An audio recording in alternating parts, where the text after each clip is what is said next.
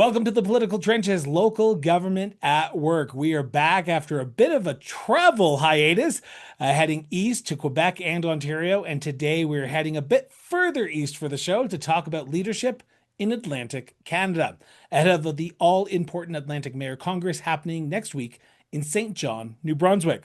Today, we are honored to be joined by two guests from Atlantic Canada, Craig Pollett of the Atlantic Mayors Congress and Mayor Reardon of St. John, New Brunswick. But before that, Ian and I will dive into some important stories making the municipal headlines and our most recent travels. And Ian, you are back from the most recent Canadian Association of Municipal Administrators Conference in Mount Tremblant, Quebec. How was it? Très bien. I really enjoyed it. It's kind of a group of people that we deal with on an individual or perhaps a regional scale regularly, but it's really nice to see everybody all in one place. And I'm not sure if it was gratifying or reassuring or what, but a lot of the issues we're seeing in BC are the same as the issues we're seeing in PEI, particularly from an administrator's perspective. We're seeing things like the longevity of CAOs and other municipal managers being a thing. We're seeing maltreatment, harassment, incivility as a thing, and it was interesting to see that from the perspective of administrators. We often hear about it from elected officials, but the administrators are certainly dealing with that as well. This is the probably the only time in the year where all of the administrators or a significant group of administrators can actually get together and have some candid conversations on the topics that are important to them. We have colleagues from right across the country, and it was pretty wonderful to be a part of that. I really appreciate it. And hanging out for a week in Mont Tremblant, Quebec was not a bad thing either. And you were at the Federation of Canadian Municipalities conference. How was that for you, Chris? It was excellent, actually. I was there on behalf of the show, and we were talking to municipal leaders from coast to coast to coast. And there was a good sense that the issues that were happening locally in their individual municipalities were being heard by FCM this year at a federal level. With everything going on with the federal government, with the most recent election, there was a little speculation of would Mark Carney, the new prime minister or the prime minister of Canada, attend this year's convention like Justin Trudeau had done for the past 9 years when he was prime minister. And he did not disappoint. Mark Carney on the first day did present to, or did give a speech and then took a few questions from FCM President Rebecca Bly at the convention on the first day. And I got a sense from when I was watching and listening at that sort of peak moment, there was a lot of people who were optimistic about what the future of Canada holds from a municipal standpoint and that federal municipal relation. There's a lot of people who are still concerned, particularly here out west in Western Canada, that what is being said in Ottawa may not transpire into actual on the ground action. So they're giving a little bit of a honeymoon period, and I heard that over and over again after the first day when Prime Minister Carney did talk at that. The other big thing that was happening at this year's FCM was there was more of a rural focus at this year's FCM convention. Traditionally in the past, and I've heard this from many of the municipal leaders I talked to, whether it be in Prince Rupert, up in Haines Junction, Yukon, or in Manitoba or Saskatchewan here in Alberta, that the Federation of Canadian Municipalities is often about that golden triangle, the Vancouvers, the Torontos, the Montreals, and they often forget. But you could see this year that FCM took a very hard look at some rural issues. Now, will it make people happy? We'll have to see. And I will be watching that as it unfolds. One of the big things that was talked about, and it was talked about probably at CAMA, I'd like to get your opinion, was the rise of online hate, the rise of online misinformation that is going out there. And from every delegate I spoke to who took part in that workshop around the rise of misinformation and uncivil society, people were impressed that that conversation happened. From an administration standpoint, Ian, from CAMA, I know you were there to talk about your book on civil society, but in the networking sessions, in the hallways, were people talking about how we actually tackle this outside of the convention halls? It definitely was, Chris. They were, I mean, obviously the topic was being discussed. The perspective was a little bit different.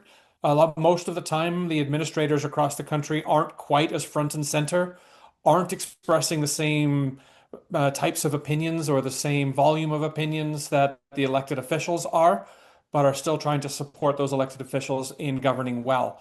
So, yes, we definitely heard quite a lot about the harassment, the incivility, the online hate, if you like, or at very least misinformation, malinformation, all of those sorts of things, and how we counter those to support the people who are the decision makers in our local governments in Canada.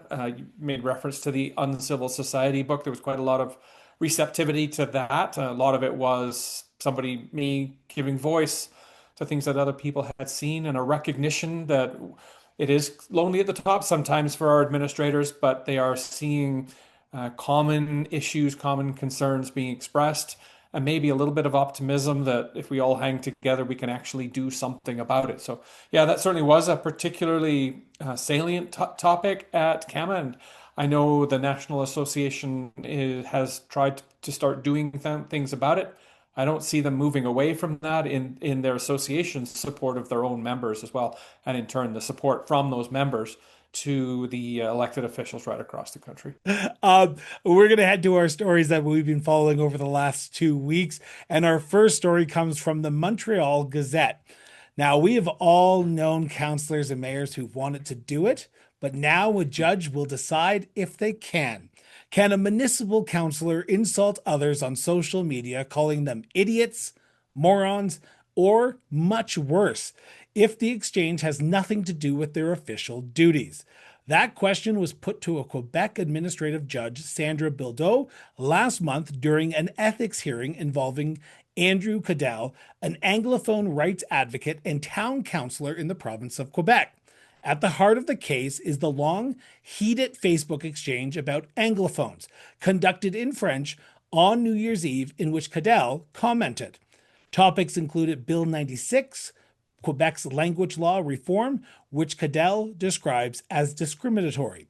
After investigating a complaint, the Quebec Municipal Commission determined Cadell likely contravened his council's ethic rules 13 times, citing conduct that was, quote, disrespectful or uncivil, end quote, and lacking in honor.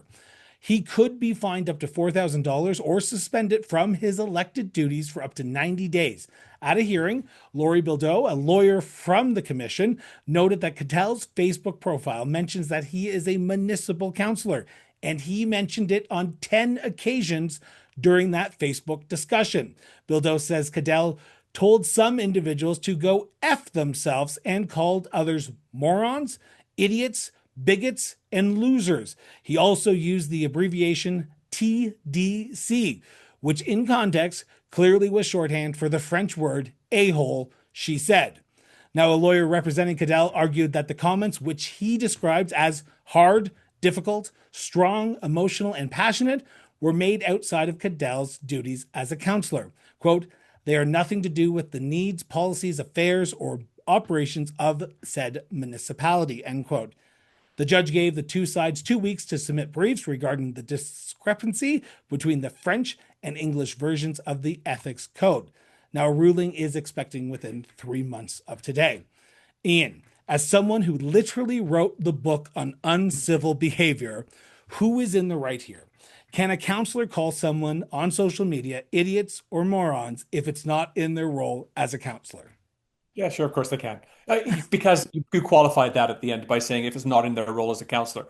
In this case, that's not necessarily true. I will say too that right off the top of my head, there's a big difference between what is illegal and what is appropriate or what is inappropriate. And this seems to be one of the places where we're looking at both ends of that spectrum, where something freedom of expression is not illegal. It might be distasteful, and there are going to be consequences, potentially electoral consequences, or there may also be civil consequences if those at the sharp end of that stick choose to take action, recognizing that rights have responsibilities. So this counselor has suggested he has the right to say the things that he did. Absolutely, he does. He also has the responsibility then to deal with the consequences of what comes up. The issue here, and you made a reference to it, is that some of the times this person was making reference to the fact that he's a municipal elected official. So thereby inadvertently or tacitly dragging the municipality into this argument as well, and therefore affecting the reputation of the municipality, which in turn blows back to him, which is where potential contraventions of codes of conduct or codes of ethics start to live as well. So freedom of expression, yes, there are rights that go with those responsibilities. I will say too that this person being a public official is elected by citizens within the electoral division, and ultimately this behavior gets to be judged by the voters when they next go to the polls as well. So it is something that I think is distasteful, whether it's illegal or not, or whether it contravenes a municipal bylaw. It kind of is up to the legal authorities to make that determination. You and I have probably spoken to countless municipal leaders from across Canada who often say to us, even if it's off the record or even on the record for your book, that they have been called worse. They have been called far worse than Mhm. an idiot or a moron. And that's probably something that they get on a regular basis. I'm not here to say if what the counselor did was right or wrong, because that is up to the court to decide. But at what point in time should counselors start standing up and just saying enough is enough? And if you're going to call me a name, I'm going to call you a name. The sort of schoolyard tactics that we had back in grade 4 and 5, because sometimes to stand up to a bully, you have to act like a bully yourself, don't you? Yeah, that's where you and I are going to disagree just a little bit. That while this is perhaps uh, building up some sort of a verbal Cold War potentially between members, elected officials, whether on the same council or on different councils, these elected officials are governed or bound by some sort of a bylaw, some sort of a provincial statute in some cases, some sort of a code of conduct, sorry, an agreement between members of council too, to how they will behave. Members of public can do what members of public are going to do, and they have historically done that. And we've seen reactions in council chambers across the country, ranging from recess to adjourning meetings, from to charges being laid, which of course did pop up in my Uncivil Society book as well. One of the chief elected officials that I spoke with and interviewed for that book lamented, "Why do we always have to take the high road? Why can't we really kind of get down into the gutter, get into the mud and fight back the same way we're being fought with?" And this elected official essentially was saying that she was trying to defend herself with one hand tied behind her back, and I understand that. And in this case, we expect our elected officials to take that metaphorical high road, even if their constituents don't always do that. So what we're seeing happen with this particular council member, at least on the surface, is that that's not what he's doing isn't helping anyone. If we're looking to improve public discourse, what he's done is the opposite. The reality of the situation is we need our elected officials to model the behavior that they expect from others.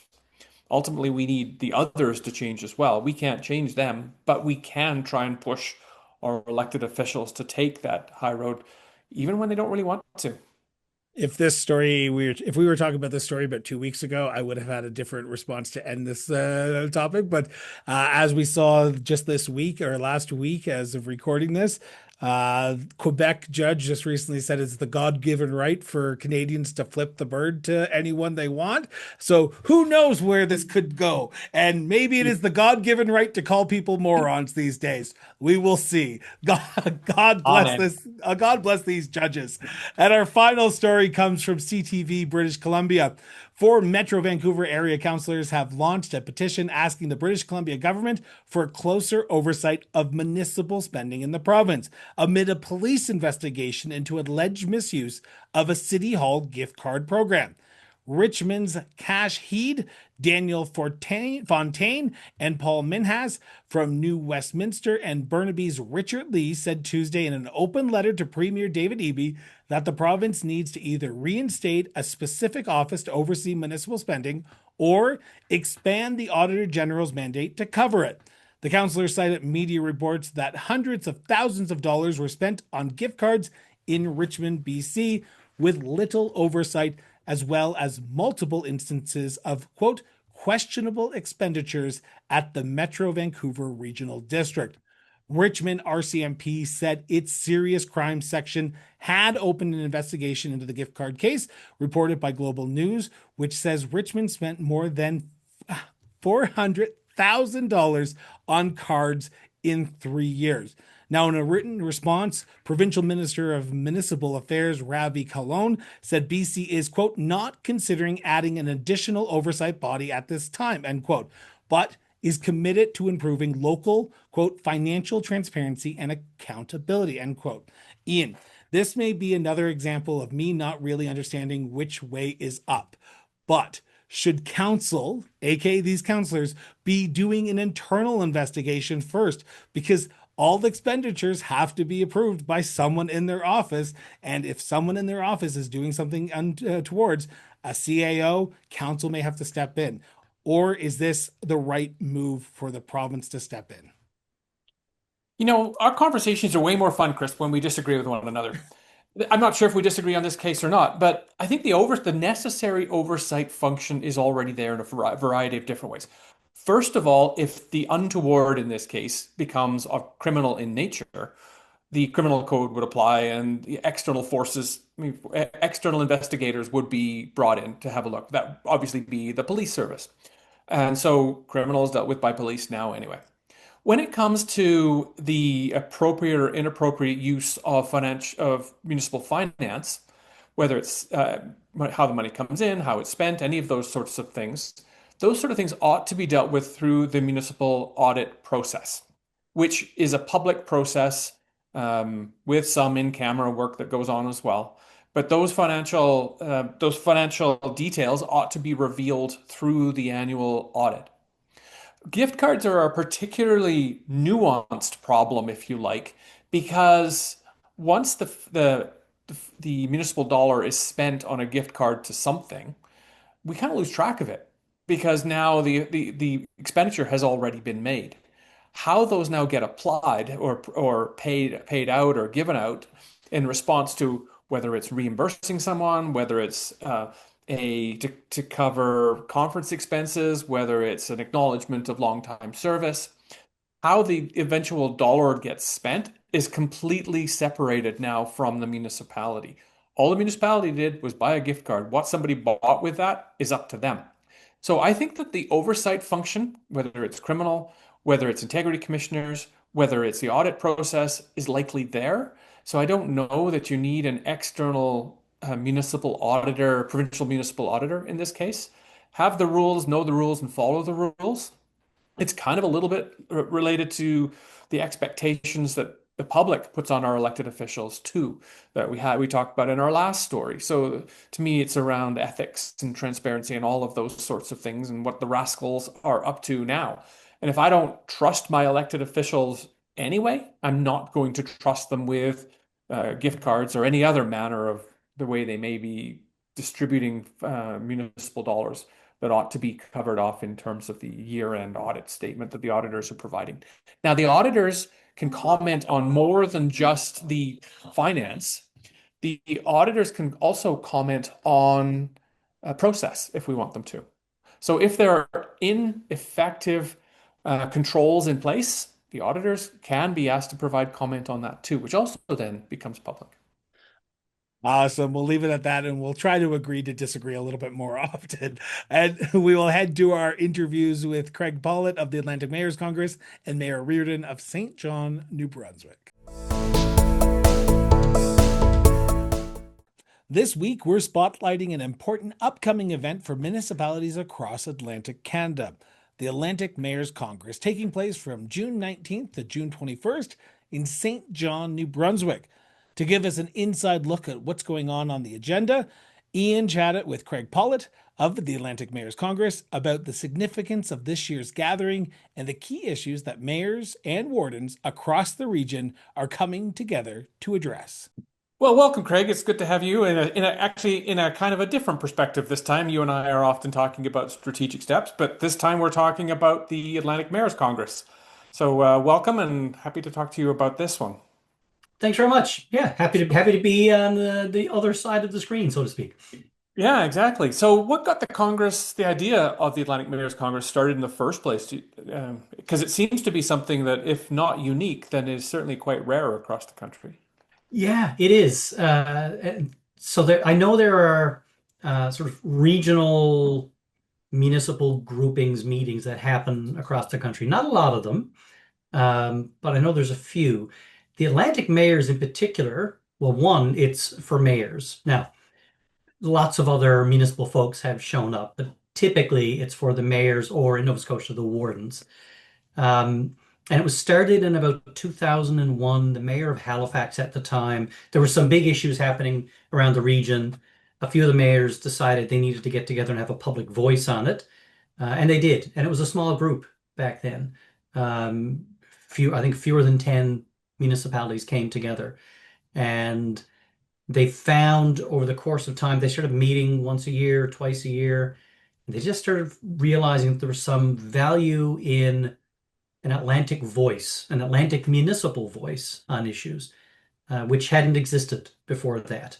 And it's gone on since then. I mean, I can get into sort of how it's evolved if you want, but it was, yeah, 24 years ago that the first one happened. Wow.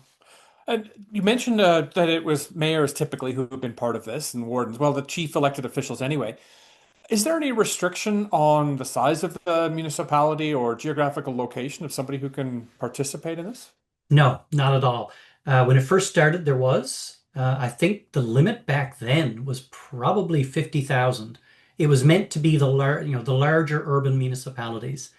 That quickly started to get pushed to the wayside because I think they realized the kinds of issues they were talking about were sort of shared with everybody. Because the large urban centers, like in any province, the large urban centers do have some very specific things about them. Their level of sort of structural sophistication, just the scale, the magnitude of the issues they're dealing with can be fairly unique to themselves. But I think they realized fairly quickly that the issues they were talking about and the things they needed to address were common to a lot more than just the big, 10 or so municipalities. So over the years, that whole population limit thing has fallen away. We've got municipalities who come to the Mayor's Congress as small as 2,000 people and take lots of lessons back from it and come all the time. What's on the agenda for this week, this year's session or this season's session? So we've got some themes and topics, and we always try to make sure that the themes are referenced in multiple sessions across the agenda. So this year, the themes are around economic development and collaboration, either together as separate themes. We have a session on immigration, where we're going to be talking about sort of the connection to immigration, the connection to economic development, but also the challenges of settlement. And it's a really this is one of those things where the federal government's announcements last year around immigration and support for immigration were really felt differently in this region than maybe other parts of the country. So there's a very specific conversation happening here around immigration and the importance of immigration to the future of our region and to the future of our communities, not just to economic development, just to the Right. nature of some of our smaller communities. We're going to be looking at fleet electrification and net zero efforts across a couple sessions. We actually have a session on the Canada Games. We actually have the 2025 Canada Summer Games is happening in the St. John's, Newfoundland region, which includes Paradise and Conception Bay South and Mount Pearl. So they're going to come and talk about what they're about to do. But we also have folks from the St. John, New Brunswick bid coming to talk about their plans for 4 years from now because they've got the Canada Games in St. John and Moncton in 2029. And it's all about how do you use that bid as an opportunity to build a legacy and how can you use it to sort of build capacity in your municipality that you didn't have before. Right. We've got regional economic development agencies speaking. So the region around St. John, City of St. John, has a thing called Envision St. John. In St. John's, we're trying to be as tricky as we can with names on the agenda. We just want to make sure Sure. everybody has an opportunity to screw that up. But we have Advantage St. John's, which is the regional development agency for the St. John's metro region with Paradise and Conception Bay South. They're going to talk about the importance of collaboration on economic development. You're going to be here to talk about incivility. And we're having a session on Saturday morning with everybody. More of a workshop than a talk, but it's for the last 2 years, incivility keeps coming up as one of the things that these folks really want to talk about. We're going to have a session on Atlantic advocacy. So we've got the four of the key municipal associations in the region are going to be on a panel near the end of the agenda, actually, nicely placed, to talk about all the things we've just, they would have heard in the last day and a half, and how does that tie into their advocacy work that they're doing with provincial governments, working with FCM on the federal government. And we're going to have a session on U.S. trade and its impact on municipalities, which is an economic development thing, but I think we'll get into an interesting discussion around collaboration because there's a lot of work happening. St. John, New Brunswick, as you may or may not know, widely quoted as the municipality in Canada most impacted by trade uncertainty with the US. Something like 90% of their economy depends directly on US trade. So it was an apt time and an apt location to have that discussion. So there's lots to talk about. So when these sort of things happen, we think about these senior officials getting together. There's often some desired result that comes out of it. Is there ever anything like a closing statement or a communique or something where we all agree on something that we're going to concentrate on between now and next time? Yeah, so it's not necessarily a thing that we all agree we're going to work on. And one of the balancing acts that I'm quite keen because of my background to maintain is the difference between the Atlantic Mayors Congress as a venue for discussion and a mechanism to raise the profile of certain issues and their impact on municipalities, as opposed to the Union of Municipalities of New Brunswick, which is an association, a membership association. They do advocacy. The AMC is not really an advocacy organization. Right. We can give profile to what the advocacy groups are doing, and we provide a way to sort of raise up in the media and in the public's mind some of these issues. But there's no doubt, the fact that immigration is on this agenda is not a fluke. It was discussed in Summerside. It's been discussed with the municipal associations, as has economic development. So there's definitely a thread or a link between events. Something will come up in St. John. Some point of discussion will come up in St. John, and that'll become the seed of a discussion at the next event. Well, but kind of the last sort of question it would be, I mean, is there anything you see for the future, like, or what do you see for the future of this Congress? Do you see it becoming more active, staying about the same, any of those sort of things? I think it's going to get more active. One of the things when the board asked me to take on this role, one of the key messages they had for me was because over the last 20 years, it has morphed from sort of a meeting, 10 to 15 people get together for a meeting. It's a really good meeting. That sort of scaled up to maybe 20, 25 people get together for a really good meeting. And I think the general consensus was we want more of a conference feel. It's not just a meeting. We want to hear from experts. We want panels. We want more discussion. So we've been moving in that direction. And we went really big in Summerside. We've scaled it back a little bit for St. John just to be a little bit more focused. So I think the future of the Mayor's Congress is two things. We're going to sort of find our stride in terms of what kind of an event will it be? Is it one big conference a year and one small conference a year? Or is it, where are we going to go with that? But also, what's our relationship with those advocacy organizations? The Municipalities, Newfoundland, Labradors of the world, or Nova Scotia Federation of Municipalities, Federation of PEI Municipalities, UMMB, I already mentioned. What's our relationship with them and how do we build on that? Because they've got that built-in advocacy capacity and mandate, and we've got to be frank, the only Atlantic municipal meeting of the year. FCM has an Atlantic Regional Caucus. I think it's fair to say that when mayors or councillors from Atlantic Canada attend FCM, they'll go to the Atlantic Regional Caucus. It's a really important way for the Atlantic region to comment on FCM positions and FCM activities. It's not really a mechanism for Atlantic municipal folks to talk about Atlantic issues.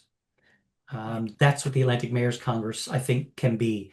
And it's the only place where they can do that. Every province has their own meetings.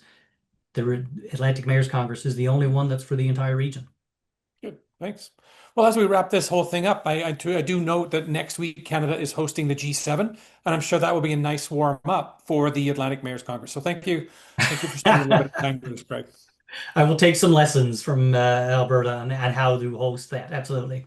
Meanwhile, I caught up with St. John Mayor Donna Reardon to talk about what it means for Canada's oldest city to host this year's Congress and how St. John is preparing to welcome municipal leaders from across Atlantic Canada.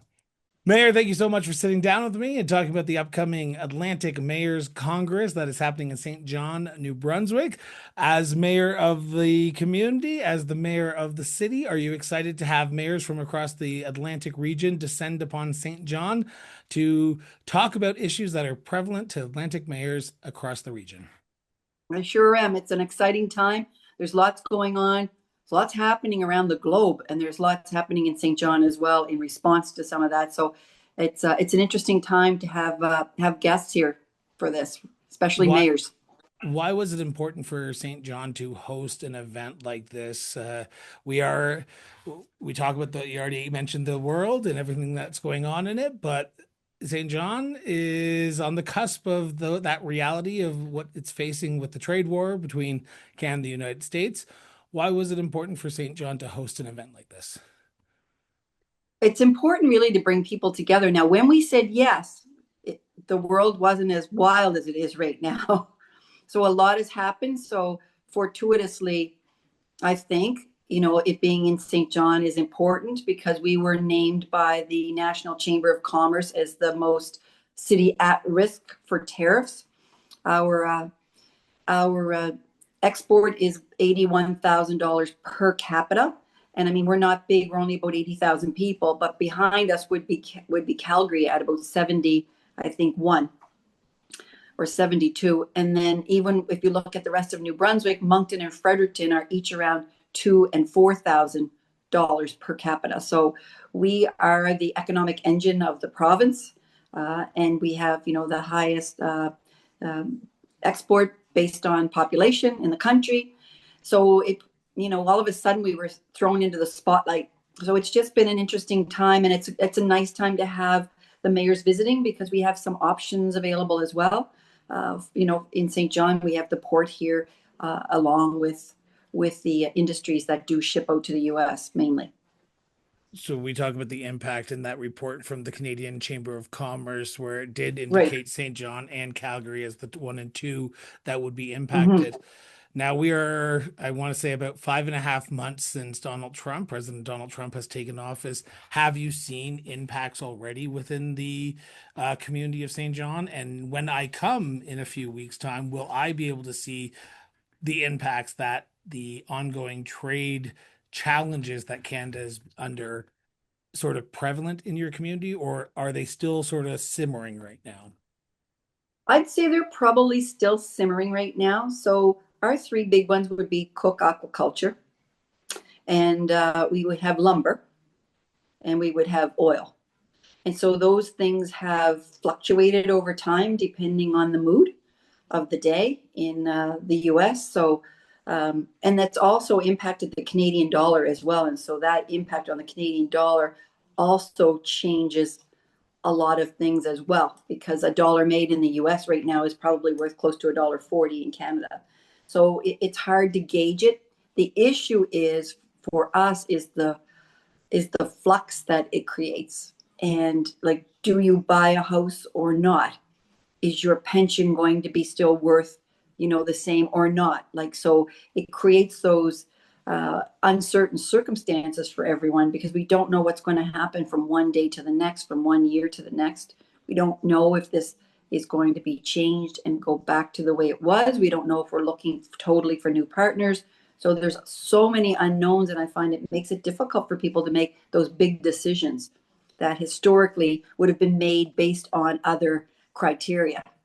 Is it hard from a municipal standpoint as well? Because you're going through budgets, and budgets always are in flux, and what's going on nationally always impacts locally, and particularly local budgets. How hard was it this year to sort of forecast what the future of your community was like under the uncertain realities that we currently find ourselves in?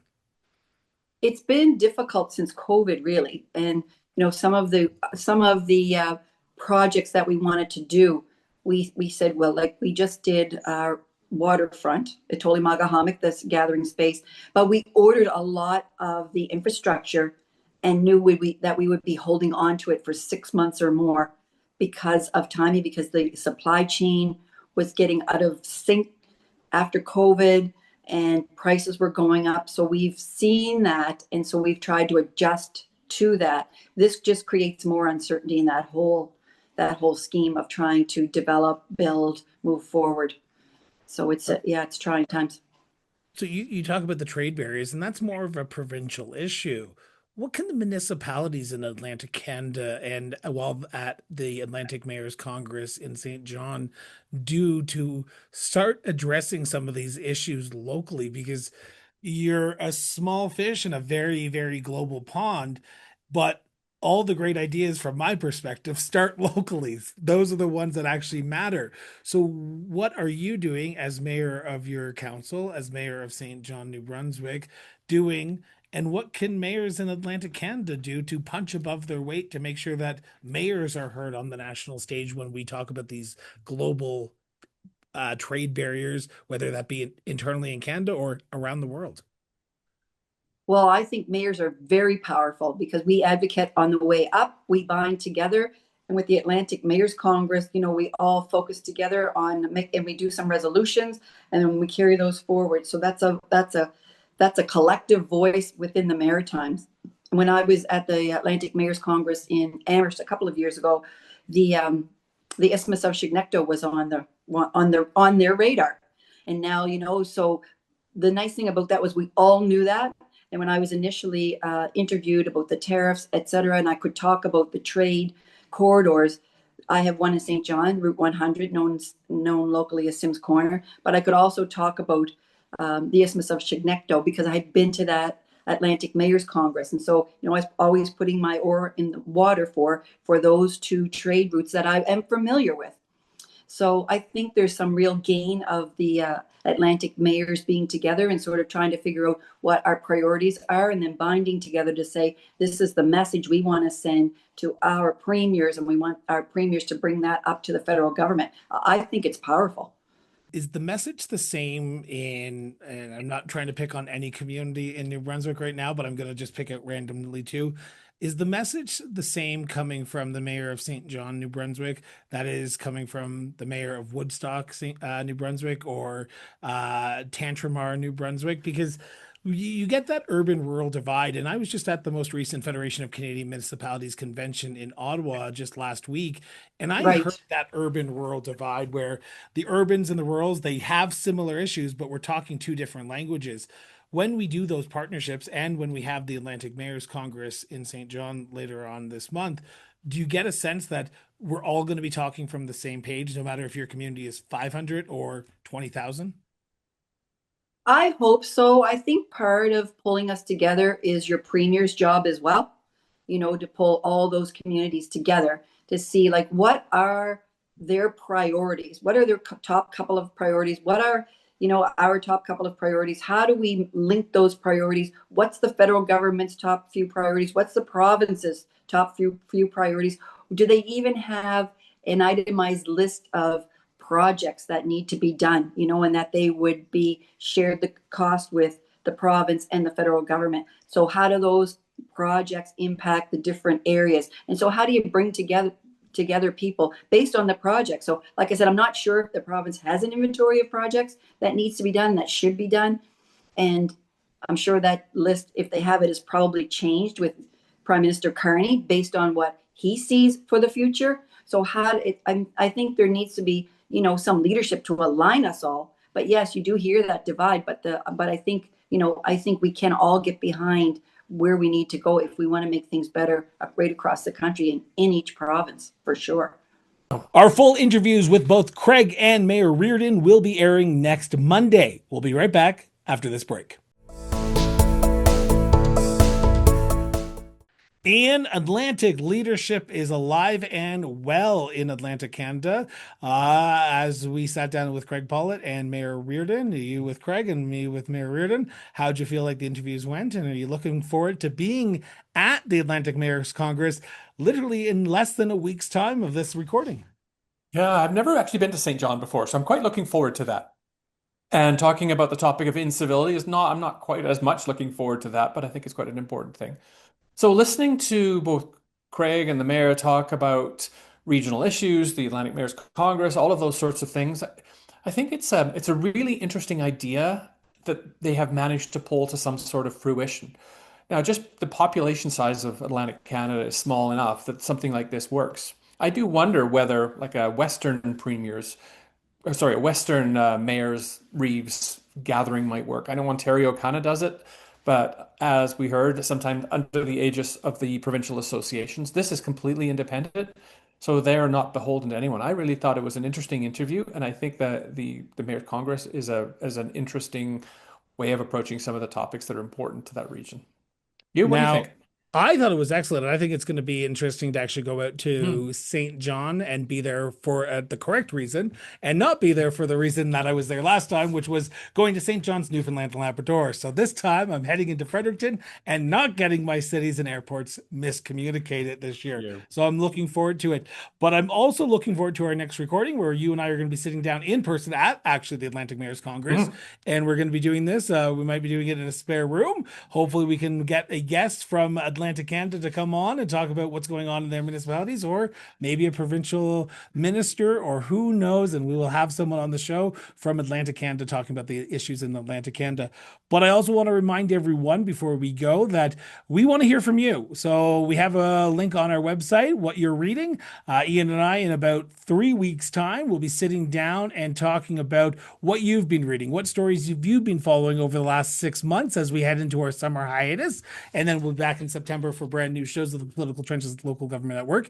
So if you haven't already, the links are in the show notes. The links are on the Cross Border Interviews website. We will send the links to strategicsteps.ca, see if they can link it as well. And we want to hear from you. What stories have you been following locally, provincially, and even nationally? Because everything municipally happens nationally as well.